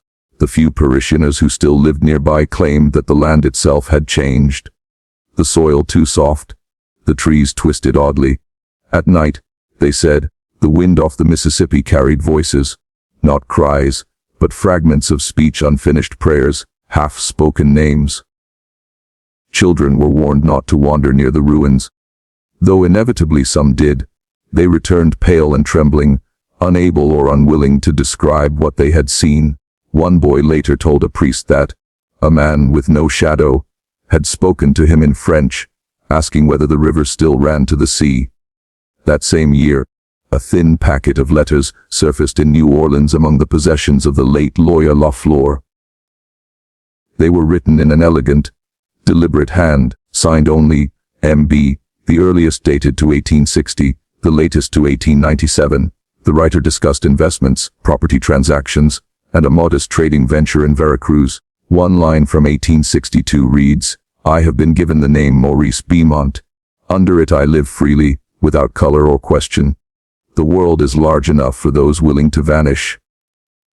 The handwriting matched Moses Beauchamp's signature from earlier documents. Historians later argued about the letters' authenticity. Some insisted they were forgeries, an invention by Lafleur to sell a sensational story. But others noted the consistency of voice, the precise phrasing that mirrored Moses's documented speech. One letter from 1889 seemed particularly revealing. "Freedom is a mirror that shows what chains have made of us. I look at myself and see only what the world forced me to become. I once thought power would cleanse the past, but it has only clarified my guilt." If Moses truly lived as Beauchamp, he adapted well to obscurity. Veracruz in the late 19th century was a city of traders, smugglers, and men who preferred their histories unspoken. A man of mixed ancestry could easily pass if he had education, wealth, and discipline. A few reports mention a merchant of Louisiana origin who spoke fluent French and English, but claimed descent from a Creole family in Martinique. He was known for his generosity to local churches and his solitary habits. He never married. When he died in 1897, the record lists him as 56 years old, though by Moses's birth year he would have been closer to 65. No photograph survives. What unsettles historians is not that Moses disappeared, but that his disappearance seemed deliberate, not flight, but transformation. Every trace of Bellere was erased, yet every fragment that remained bore the marks of intention. The sales records from 1859 were meticulously organized, his personal effects distributed to no known heirs. Even the final appearance of the doctor in 1859, that haunting conversation about the cost of freedom, reads like a farewell carefully staged for posterity. The story persisted in oral form, growing darker with each retelling. By the 1890s, Moses Beauchamp had become a figure of folklore in southern Louisiana. A conjureman, a demon, a spirit of vengeance against the planter class. Black families whispered his name as a warning, "Do not cross the line of justice, or Moses of Bellere will come for you." White families told another version, "Beware the freedman who learned too much and lost his soul." Both stories contain truth, and both obscuredeth. In 1903, the letters found in Lafleur's estate reignited interest. The Louisiana Historical Quarterly published excerpts, framing Moses as remarkable but dangerous intellect. corrupted by ambition. Critics praised the prose but condemned the moral. What they missed was the deeper contradiction. How a man forged in bondage could reproduce the very structures he despised, and how a system built on control could create within its victims a mirror of itself. The final letter, dated June 1897, arrived weeks before Beauchamp's recorded death. It was addressed to Lafleur and read, in part, "If conscience were a wound, mine would never close. I have built an honest life upon dishonest foundations, and every stone reminds me of the soil from which it rose. I ask not for absolution but for understanding, that what I did was the only form of survival left to me. Should history remember me at all, let it remember me as evidence of what the world made necessary." No reply was ever found. By the turn of the century, Bellere existed only in rumor and ruin. The land was subdivided in 1901 and sold to several smallholders. Most refused to live there. In 1903, a traveling photographer named James Connolly passed through and captured an image of the collapsed house. Its upper story caved in, the chimneys leaning like broken spines. In the photograph, sunlight filters through the remains of a doorway. Some say that if you look closely, a faint silhouette appears on the threshold, a man in a long coat, head bowed. Experts attribute it to a trick of exposure. The locals still call it the ghost of Bellere. The plantation cemetery lay neglected until 1956, when a small restoration project funded by a local historical society cleared the brush and replaced missing stones. Henri's grave was easy to find, its inscription formal and unfeeling. Celeste's lay beside it, her epitaph modest and incomplete. No marker for Moses existed. But during the restoration, workers discovered a third grave between theirs, unmarked, its coffin rotted to splinters. Inside were fragments of jewelry and a lock of dark hair wrapped in cloth. Some believed it was Louisa's, others whispered it might be Celeste's first resting place, later moved. The bones were reburied quietly, without ceremony. By the 1960s, Bellere's story had been reduced to a cautionary tale for history classrooms. A footnote in the long shadow of slavery. The documents that survived painted Moses as an anomaly, a man who rose too far and too fast, a warning rather than a revelation. Yet every retelling carried the same unease, that he had not been entirely wrong. His acts were monstrous, but they arose from a monstrous world. If he was a mirror, the reflection was not his alone. A few scholars in the 1980s attempted to rehabilitate him, arguing that Moses represented a kind of proto-revolutionary consciousness, a man who understood freedom as something to be seized, not granted. They compared him to figures like Toussaint Louverture and Nat Turner, though most conceded that his methods lacked any collective purpose. His war was personal, not political. Others countered that this was precisely what made him terrifying, that he stood as the logical conclusion of a world that defined humanity by ownership. In freeing himself, he had simply claimed the same right to dominate that others had exercised over him. In the end, the question remains suspended between horror and admiration. If one accepts that slavery destroyed the possibility of moral choice, then Moses becomes a tragic inevitability, a man driven to monstrous acts by a monstrous system. But if one believes morality endures even under oppression, then his crimes cannot be excused. The truth, perhaps, lies in the ambiguity he himself expressed, that he could neither repent nor justify, only exist in the space between. Today, little remains of Bellere but the earth itself. The land lies beneath modern farms and roadways, the riverbank shifted by time. Yet on some nights, when fog rises from the Mississippi, locals say the past returns for an instant. A glimmer of light near where the house once stood, a faint strain of music, an echo of a waltz played for no one. Some claim to hear a man's voice, carried by the wind, speaking softly in French, La liberté a son prix. Freedom has its price. And perhaps that is the final truth of Bellere. It was never a story about triumph or damnation, but about cost. What freedom demands, and what humanity loses in paying it. Moses Beauchamp's life, whether seen as rebellion or ruin, remains an indictment not of one man's soul, but of a civilization that left him no path between submission and sin. The ruins have vanished, the graves have faded, but the question endures: if justice requires blood, whose blood must it be? No answer survives, only the silence of the river, flowing past the place where Bellere once stood, carrying the memory of its master toward the sea. The spring of 1857 came without color. The trees budded and the fields greened, yet Bellere seemed untouched by the season's renewal. The house stood silent behind its line of live oaks, the shutters closed even on warm afternoons. The laughter of workers in the fields had vanished, replaced by the dull rhythm of routine labor, precise and joyless. Moses's system functioned as efficiently as ever, yet it moved now like a machine without spirit.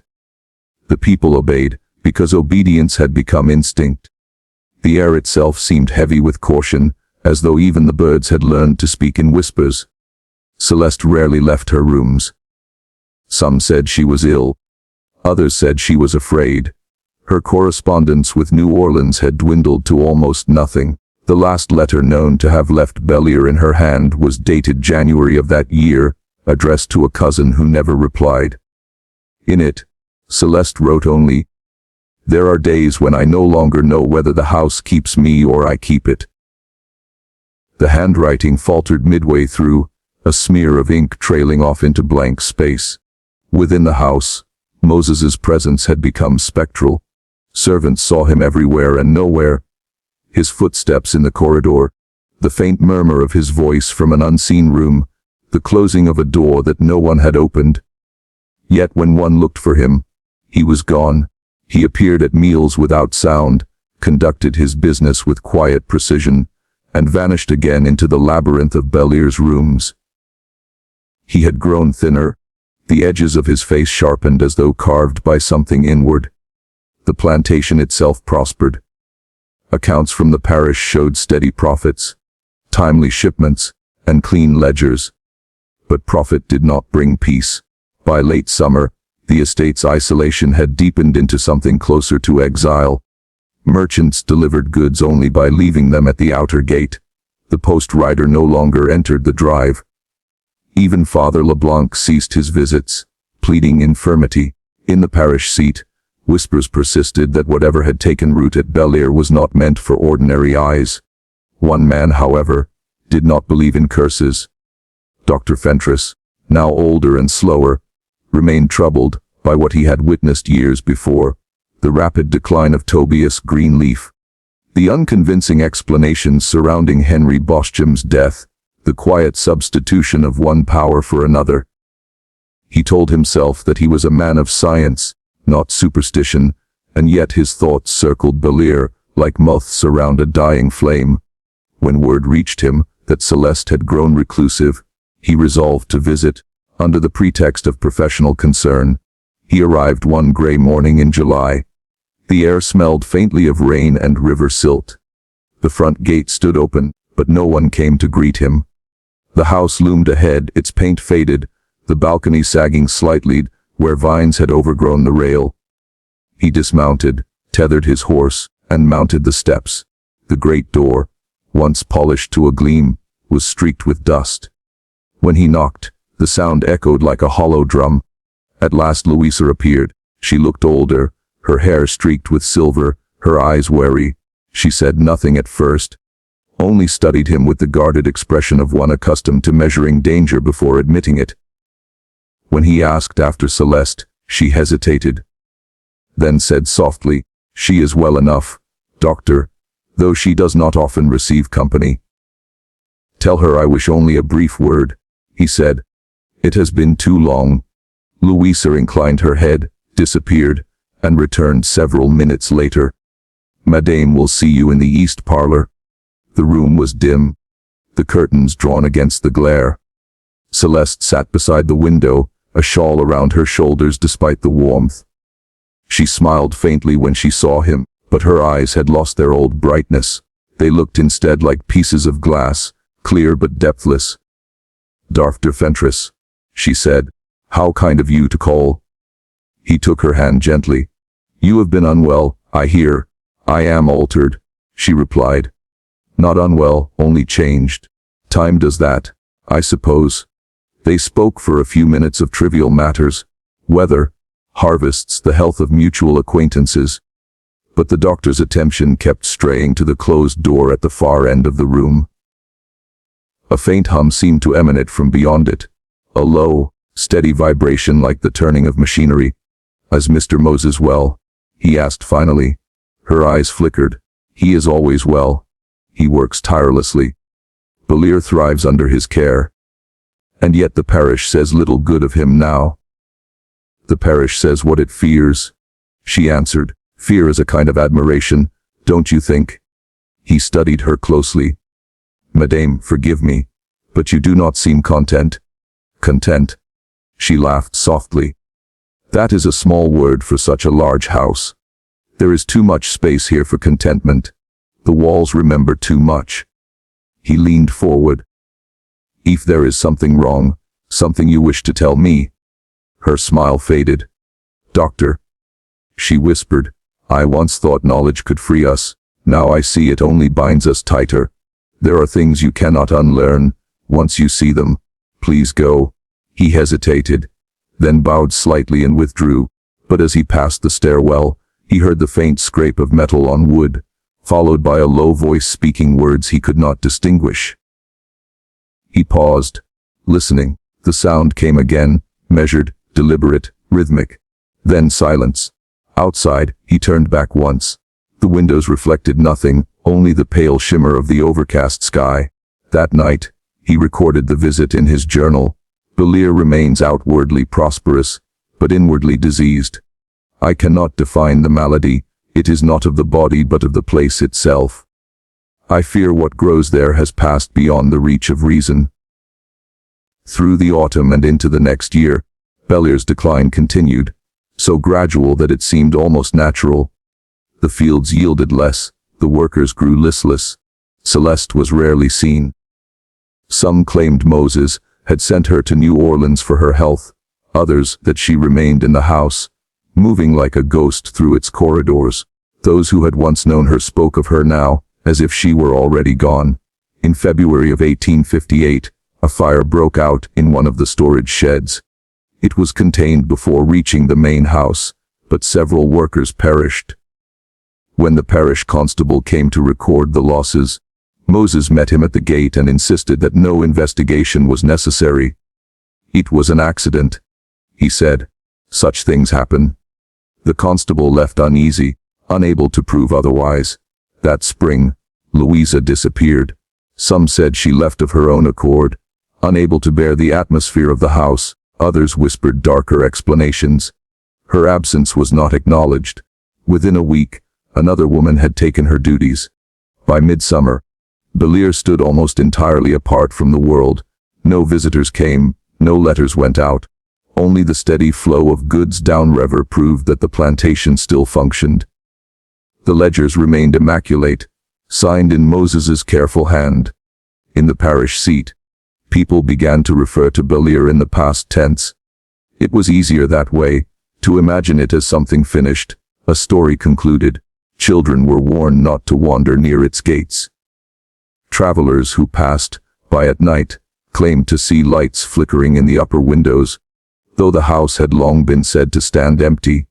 Years later, after the war had swept through Louisiana and left ruin in its wake, a surveyor sent to assess the abandoned properties along the river reached Bellere. He found the house intact but overgrown, the roof sagging beneath decades of neglect. Inside, everything was coated with dust. Furniture stood as if awaiting occupants who had merely stepped out. On the dining table lay a ledger, its last entry dated March 3, 1858.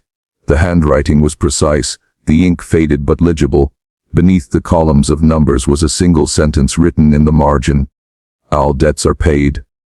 Upstairs, in the east bedroom, the surveyor found two chairs drawn close together before the window. On one rested a shawl turned to lace with age. On the other, a small iron key. He pocketed neither. In the years that followed, Bellere became a story told by travelers, a cautionary tale of ambition and silence. Some said Moses and Celeste had vanished together, others that he had buried her beneath the house and gone mad with guilt. A few claimed they still walked the galleries at dusk, not as ghosts but as echoes, two wills bound forever by the things they refused to speak aloud. And yet, every decade or so, someone would claim to find traces, a letter in a parish archive signed by M.B., a receipt in a New Orleans ledger bearing the familiar signature of Moses Beauchamp, dated long after his supposed disappearance. These fragments suggested not an ending, but a continuation, a life lived under other names, in other places, where no one remembered Bellere. The house still stands, though the river has shifted and half the fields have been swallowed by cane and cypress. Visitors who trespass at dusk report the same sensation, that the air grows colder near the veranda, that the shadows seem to breathe. Some swear they hear a low voice murmuring from within, speaking not in words but in cadence, a rhythm like the turning of a wheel, steady and unbroken, as though the machinery of Bellere still hums somewhere beneath the surface, grinding slowly toward an end that never comes. By 1871, the war was over, but peace was a word people used only because they had nothing better. The countryside around St. Landry Parish had changed in all the visible ways. Fields gone to weeds, fences rotted, the river's edge shifted by floods. But beneath those changes, the same unease still stirred. The names had altered, the laws had been rewritten. But the air still carried memory, and memory was a thing that could not be legislated away. It was that year that a young man named Julien Ledoux came upon the ruins of Bellere while conducting a survey for the new parish maps. He was 23, born after the worst of the fighting, educated in Baton Rouge, full of the bright, skeptical confidence of the generation that believed itself unburdened by the past. He had heard the stories. Of course he had. Every child in the region had heard them, whispered in kitchens and on porches after dark. The tale of the freedman who had become master, the mistress who had vanished, the house that would not stay empty. But to Julien, such things were curiosities, the dying gasps of superstition. He arrived at Bellere in the late afternoon. The light lay thin and slanting through the oaks, touching the house with the color of tarnished gold. The structure itself still stood, though much of the veranda had collapsed. Vines had climbed to the second floor, threading through the shutters like veins. The silence was enormous. Even the insects seemed to keep their distance. Julien tethered his horse and mounted the steps carefully. The door, half off its hinges, opened with a sound like a sigh. Inside, dust lay thick over everything. Chairs, tables, mirrors dulled to gray. He took a step, and the floorboards gave a long, soft groan. The air smelled faintly of wood rot and something older, indefinable, like paper left too long in a damp chest. He moved from room to room, noting dimensions, sketching rough outlines in his book. The grand hall retained a strange dignity, its curved staircase intact, the balustrade carved with initials he could barely make out beneath layers of grime. In one corner stood a pianoforte, its keys warped but still bearing traces of ivory. A single sheet of music remained on the stand. Bach's Sarabande in D minor, the notes blurred but legible. As he worked, he felt the sensation, half imagination, half instinct, that he was being observed. Once or twice he turned sharply, expecting to see movement in the doorway, but there was nothing, only the slow drift of dust through shafts of sunlight. Still, the feeling persisted. He climbed to the second floor. The corridor was lined with closed doors. He tried each in turn until he came to one that resisted. The handle turned, but the door did not yield. Kneeling, he saw that it was not locked but warped in its frame. He pushed harder, and it opened with a splintering crack. The room beyond was the east chamber, where legend said Celeste Beauchamp had spent her final months. The shutters were half open, letting in a narrow band of light that fell across two chairs before the window. On one lay the remains of a shawl, little more than lace and dust. On the other, an iron key, Julian touched neither. Instead, he stood very still, listening. The house made small sounds, the tick of settling wood, the faint whistle of air through cracks. But beneath them he thought he heard something else. Almost too soft to be certain, a low vibration, as if the walls themselves held a heartbeat. He told himself it was wind. He finished his notes quickly and descended to the hall. Before leaving, he paused at the desk in what had once been the study. Papers lay scattered there, brittle and yellowed. Most were ledgers, lists of shipments and wages. But near the bottom of one drawer, he found something different. A letter, sealed but never posted, the paper thick and dry as ash. The address read only, "To be opened when the house is silent." He hesitated, then broke the seal. The handwriting was delicate, unmistakably feminine. "If this should be found, let it be known that I did not fear him. I feared only what he revealed. That power is not a thing of blood or birth, but of patience. And that those who understand, this cannot be stopped except by the end of all things. I thought I could contain him within the walls of Bellere. I see now that I was the one contained. When the river changes course again, the house will fall. Let it fall. It remembers too much." There was no signature. Julian folded the letter carefully and slipped it into his coat. He told himself it was curiosity, nothing more. A relic of an era whose ghosts were metaphors, not truths. Yet as he rode away, he did not look back. The sun had dipped below the trees, and the house was a dark silhouette against the afterglow, its upper windows faintly luminous as if catching some inner fire.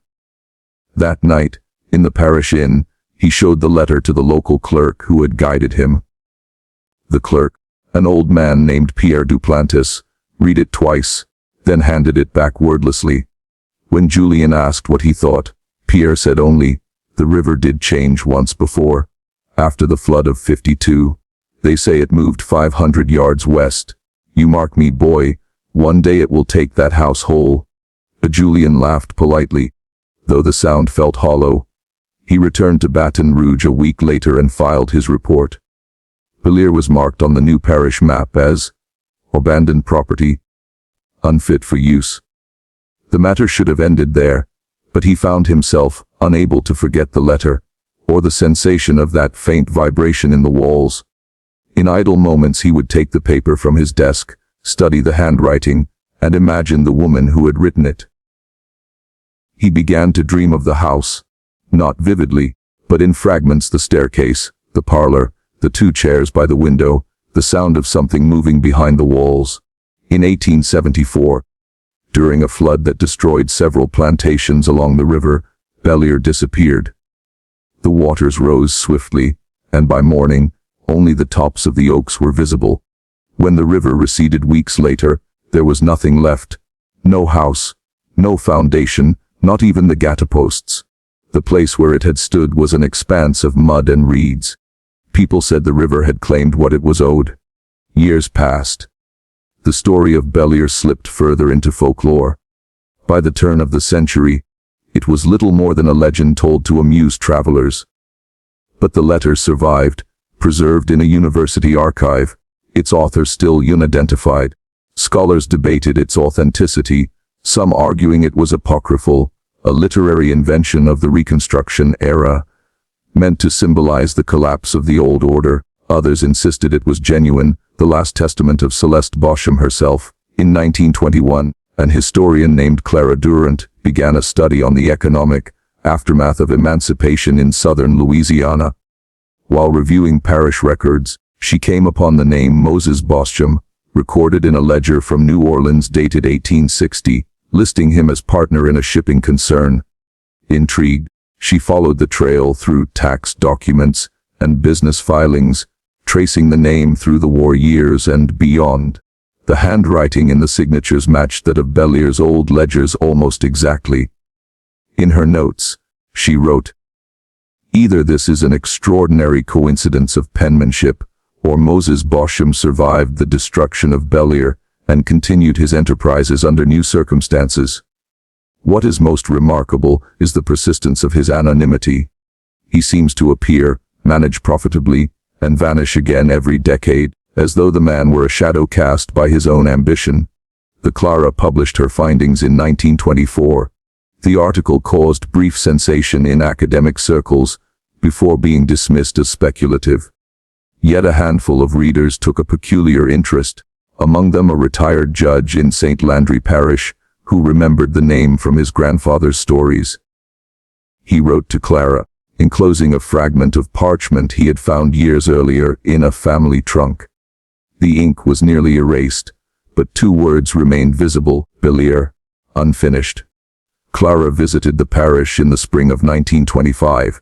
The river had long since reclaimed the land, and the site of Bellere lay beneath a sweep of slow, moving water. Locals said that when the current was low, one could sometimes see the outlines of old foundations beneath the surface. She stood at the bank for a long time, watching the water ripple against the reeds. It was quiet, except for the wind and the distant croak of frogs. Then, faintly, she heard something else. A sound that might have been the shifting of stones, or perhaps only the pulse of the river itself. That evening, she wrote in her journal, "History buries its own dead imperfectly. The river does not wash away what it keeps, it only hides it. I think Bellere still exists in some form, not as wood and mortar, but as pattern. Perhaps every place that remembers too much becomes its own witness." No further trace of Moses Beauchamp was ever found. Some say he drowned when the flood took the house.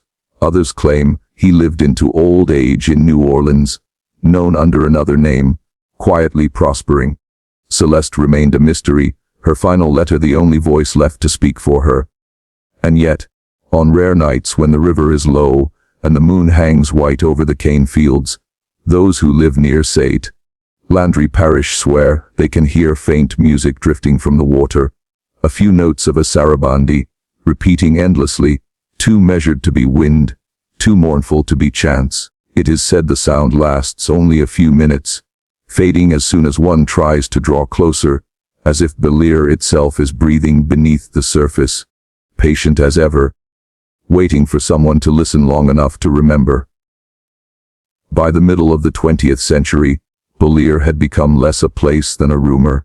Flood maps marked the land as uninhabitable, and no road led to where the house had stood.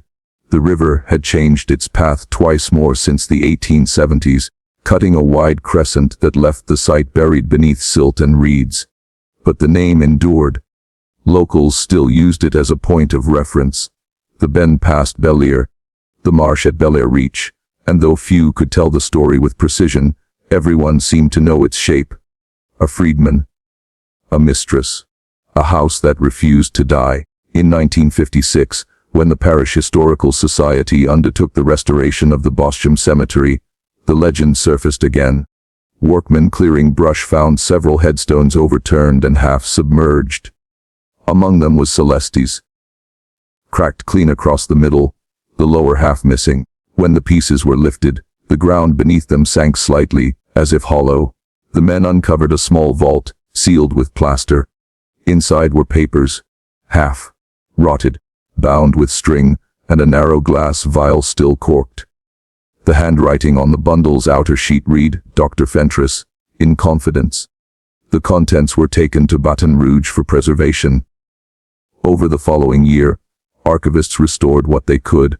The documents included fragments of the doctor's journal, entries written between 1855 and 1859, some identical to those already known, others unseen. Several pages described his final meeting with Moses in greater detail. One passage read, "He spoke of the body as a system of balances, of the heart's rhythm as a kind of moral clock. The world," he said, "is built upon compensation. Every motion requires its equal return. Power taken must always be paid for, if not by the one who wields it, then by those who stand near him." I asked what debt he meant to pay. He smiled and said, "You will know when the river changes." The reference might have been poetic, but the archivist who transcribed the notes underlined the phrase twice. When the parish paper reported the find, local readers took it literally. Some remembered the flood of '74 that had finally erased Bellere. Others recalled that smaller floods had recurred every 20 years or so, each time reshaping the riverbank, as though some buried engine still turned beneath it. In 1961, a young journalist from New Orleans, David Lang, visited St. Landry Parish to write a feature for the Southern Review. Lang was not a historian but a storyteller, drawn to anything that blurred the line between record and myth. He spent weeks interviewing locals, farmers, priests, the descendants of those who had once worked the plantation, and he found the same divided tone in every account: admiration mingled with unease. Moses Beauchamp, one old woman told him, was the smartest man ever walked this parish, but smart men get hungry. He ate everything around him, till there was nothing left to eat but himself. A Lang's article, published in spring 1962, was called "The River Remembers." It combined historical detail with eerie speculation, suggesting that the Beauchamp story represented a kind of repeating cycle, an inheritance of power and decay tied to the land itself. The essay ended with a warning. The house may be gone, but the shape of its foundation remains. The river does not destroy what it claims, it buries it alive. The piece attracted attention far beyond Louisiana. Scholars accused Lang of romanticizing slavery. Others praised his ability to make history breathe, but what struck readers most was a photograph included near the end. A blurry image taken at dusk along the riverbank, showing faint shapes beneath the water's surface. Lang insisted it had not been altered. "They're just roots," he told his editor. Or maybe they're what roots remember. In the years that followed, people began visiting the Bellere Bend. Some came with cameras, some with shovels, some only to stand in silence. A few swore they heard music. One fisherman described hearing a woman's voice humming through the fog. Another claimed to have found a gold ring tangled in reeds, engraved with the initials CB. It was never verified. He sold it in Lafayette the next day and refused to discuss it again. By the 1980s, the legend had drifted from history into folklore, then into the early corners of the internet. A message board devoted to unsolved mysteries featured a thread titled "The Bellere River House," posted by someone calling themselves L. Drain. The author claimed to be a descendant of Dr. Fentress and said they possessed a copy of the sealed letter, never published. The post included partial quotations that did not appear in any known version of the doctor's notes. He said the line between freedom and ownership is drawn inside the mind, not on paper. He said we inherit the sickness of those who rule us, even when we overthrow them. The message disappeared within days, the user account deleted. But others copied and circulated the text, and soon the Bellere story became part of the growing genre of online hauntings, half history, half horror, told in fragments and reconstructed by strangers. In 2003, a graduate student named Elise Garnier began compiling these digital traces for her thesis on post-colonial memory and the specter of reconstruction. She interviewed locals, sifted through archives, and tracked down descendants of the Beauchamp household. What emerged was a web of connections that seemed to resist closure. The same surnames appeared generation after generation: Fentress, Duplantis, Tessier, families who had lived within a few miles of the river for 200 years. When she asked about Bellere, they smiled uneasily or changed the subject. One elderly man told her, "You can't build a house on that land. It don't hold foundation. My granddaddy tried in 38. Ground caved under the first rain. Said it sounded like something breathing down there." And Elise included the anecdote in her dissertation, but her advisor advised her to omit the final line. "Too folkloric," he said. "Stay with verifiable material." She complied. Still, she kept a copy of the recording in her files. 2 years later, during a record drought, the river level dropped several feet, exposing a stretch of earth that had not been dry in generations. Locals called it the Bellere Rise. For 3 days, the shape of old foundations was visible, rectangular outlines, the suggestion of steps. Among the debris, a single iron key was found, thick with rust but still intact. The parish museum displayed it briefly before sending it to the state archive, where it remains catalogued under the label Key, origin uncertain. A possibly Bellere site. Visitors who saw it in those few days described an odd sensation. When one stood close enough to read the plaque, a faint vibration seemed to pass through the floor. The curator blamed nearby construction, though no work was reported at the time. By 2019, Bellere had become an online fascination again, rediscovered by creators of dark history podcasts. One of them, a show called Liturgy of Fear, released a multi-part series re-examining the case, drawing heavily on Lang's article, Garnier's research, and fragments of Fentress's journal. The series mixed archival narration with dramatized readings, treating the Beauchamp story not as legend but as moral autopsy. Listeners described the tone as too calm, too certain. In the final episode, released December 19, 2019, the host read an excerpt said to come from an unpublished 1889 letter written by M.B. From Veracruz. I have learned to live among those who do not see me. They think I am one of them, and perhaps I am. Yet at night, I hear the sound again, the pulse that began at Bellere. It reminds me that nothing truly ends, only changes shape. The river will return, as it always does, to take what is owed. The recording ends with a soft distortion, an irregular rhythm that listeners later described as a heartbeat. The show's producers claimed it was only microphone interference, but the sound persisted through every copy of the file. After the episode aired, a small number of listeners reported strange experiences, vivid dreams of flooded rooms, walls pulsing with light, voices repeating fragments of the Sarabande in D minor. One woman from Mississippi wrote that she woke to find her bedside glass vibrating in rhythm with the music. Another said her streaming device turned itself on at house and drew 44 each night, the timestamp in the transcript marking the moment of Celeste's marriage. The podcast was taken offline 6 weeks later without explanation, its website redirected to a blank page bearing the words "archive closed."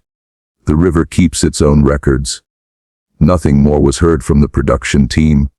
Attempts to contact the host through professional channels failed. Her name, listed in early promotional material, was Elise Garnier. When journalists tried to trace her, they found that she had withdrawn from her university position the previous summer. Her last known address was a rented house near the river north of Baton Rouge. Neighbors said she moved out abruptly, leaving most of her belongings. The only item missing from the property was a small archival box labeled Bellere Papers. In 2020, during a storm that caused widespread flooding, a section of the levee near that area collapsed. Among the debris, rescuers found a fragment of notebook paper sealed in plastic. The handwriting matched Elise's. The words were few. The current is older than the map. It knows the way back. After that, the story of Bellere settled again into silence. The river reclaimed its own, as it had always done. But sometimes, when the water is low and the wind carries just right, those who live nearby say they can still hear the faint echo of music from beneath the surface. A slow, steady rhythm like something buried too deep to drown. If you listen closely, it sounds almost human, almost alive. And if you